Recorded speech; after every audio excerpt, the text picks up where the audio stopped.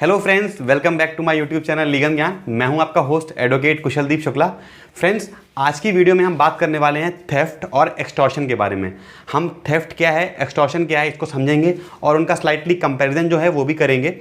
और जैसा कि आप सबको पता है कि आपका DU LLB का क्रैश कोर्स मेरे चैनल पे चल रहा है, उसी का ये सेकंड लेक्चर है। और अदरवाइज भी आपका जुडिशरी के लिए या फिर LLB के कोर्स जो सिलेबस होता है उसके लिए या फिर अदर कोई भी कॉम्पिटिटिव एग्जाम जो हैं लॉ से रिलेटेड, उसके लिए आपके लिए काफ़ी यूजफुल होने वाला है। तो फ्रेंड्स, लेट बिल्कुल नहीं करते हैं और वीडियो को शुरू करते हैं।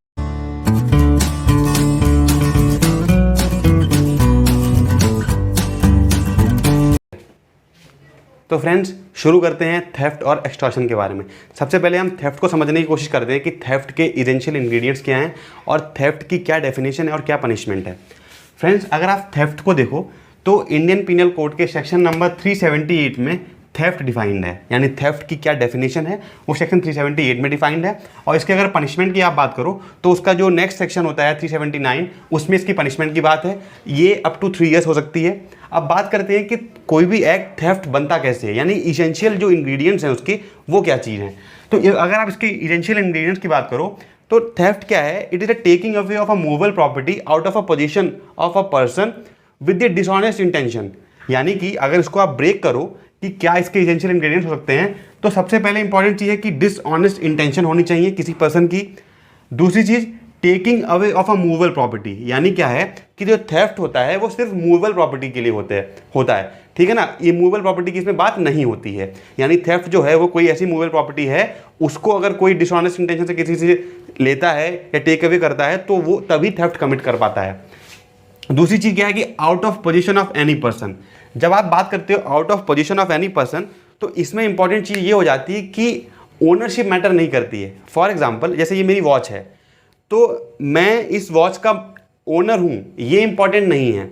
मेन होती है कि पोजीशन। मान लीजिए ये वॉच अगर मेरे पास है और इस वॉच को कोई डिसऑनेस्ट इंटेंशन से अगर मुझसे ले लेता है, चाहे वो कुछ कम टाइम के लिए ले या फिर उसको परमानेंटली ले ले, मगर मेन चीज़ जो डिसाइडिंग फैक्टर है वो है डिसऑनेस्ट इंटेंशन।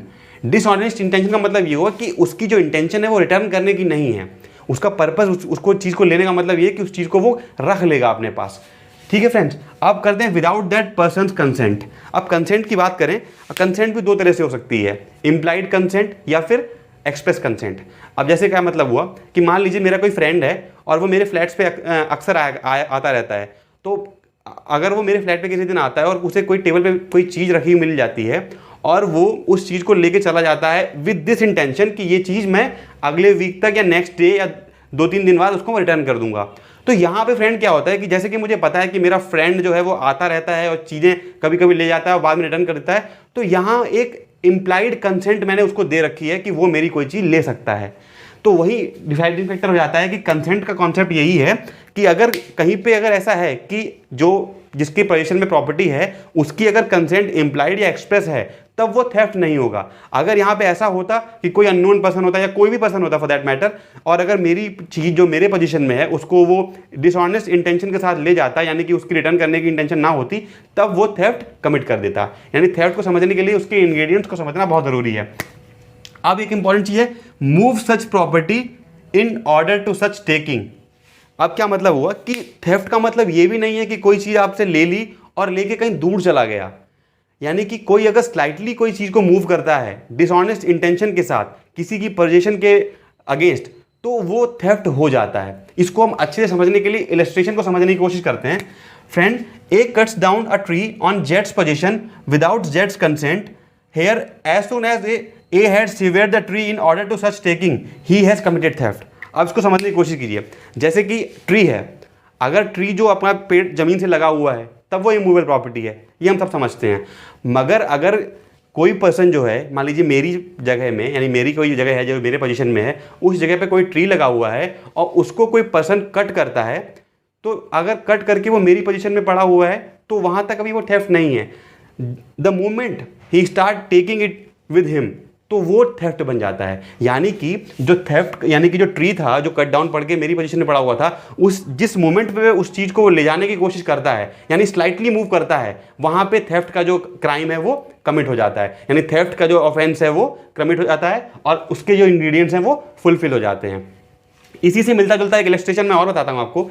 फॉर एग्जाम्पल, जैसे कि आपका कुत्ता है, मान लीजिए आपका कोई पेट एनिमल है, ठीक है, और कोई पर्सन है जिसे वो कुत्ता पसंद है, या फिर वो उसको उसके अंदर ऐसी एक इंटेंशन है, डिसऑनेस्ट इंटेंशन, जिससे वो आपका डॉग जो है वो लेना चाहता है। तो उसने क्या किया, उसने जो डॉग था उसको एक्चुअल में लेके साथ में नहीं किया, उसने कुछ ऐसा किया, उसने अपनी पॉकेट में कोई ऐसी चीज रख दी जिससे आपका डॉग जो है वो अट्रैक्ट हो रहा है। और अगर वो डॉग उस चीज से अट्रैक्ट होकर उस पर्सन को फॉलो करने लगता है, यानी द मोमेंट जो आपका डॉग है वो उस अट्रैक्टिव चीज, यानी कोई भी चीज हो, कुछ बिस्किट हो, कोई भी चीज हो, उसके बेसिस पे अगर वो उस पर्सन के साथ मूव करने लगता है, तो जिस मोमेंट पे आपका डॉग उस डायरेक्शन में मूव करने लग गया, तो उस मोमेंट ये माना जाएगा कि उस पर्सन ने उस डॉग को थेफ्ट करने के लिए, यानी कि उस जो थेफ्ट का ऑफेंस है, offence of theft of dog, वो कमिट हो जाएगा।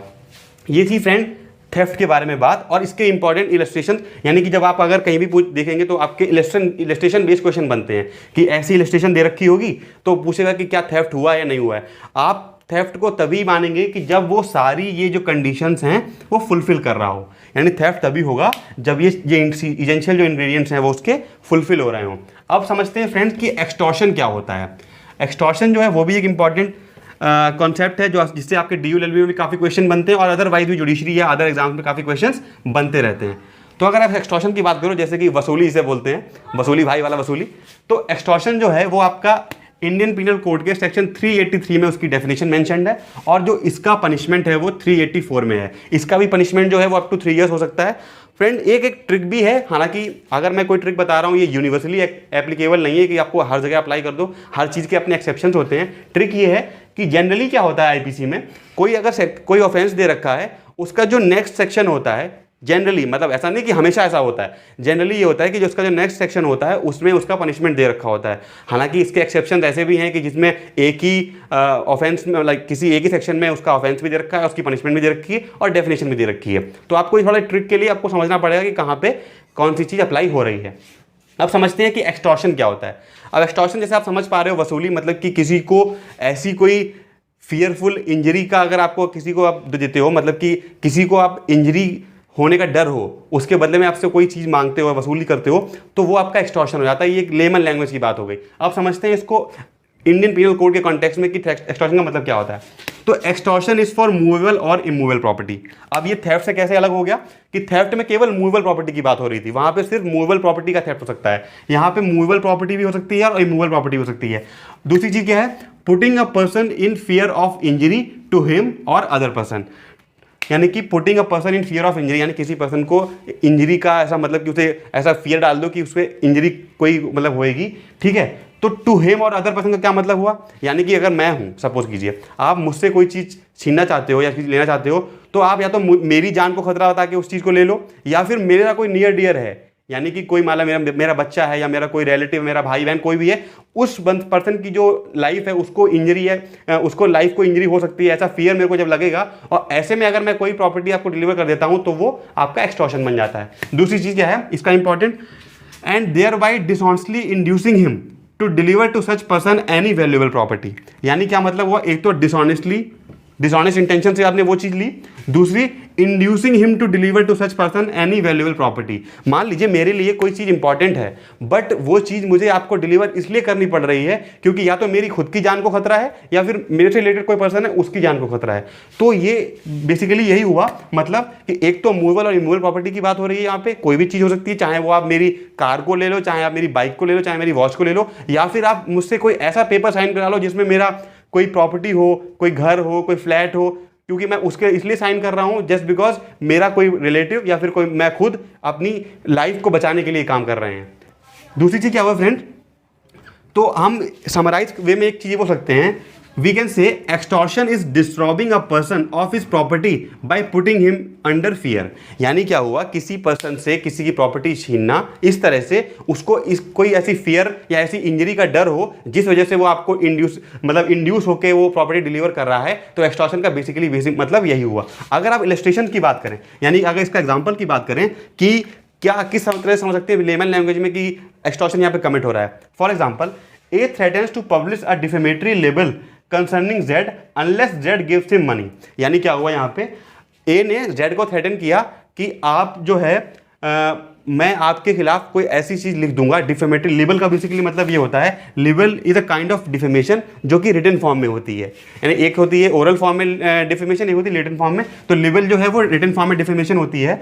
ए threatens to publish a defamatory libel concerning Z unless Z gives him money, यानी कि जेड जब तक उसको पैसे नहीं देता है वो उसके बारे में कुछ ऐसा पब्लिश कर देगा जिससे उसकी जो रेपुटेशन है वो इंजरी हो सकती है, रेपुटेशन को। तो क्या हुआ, ही thus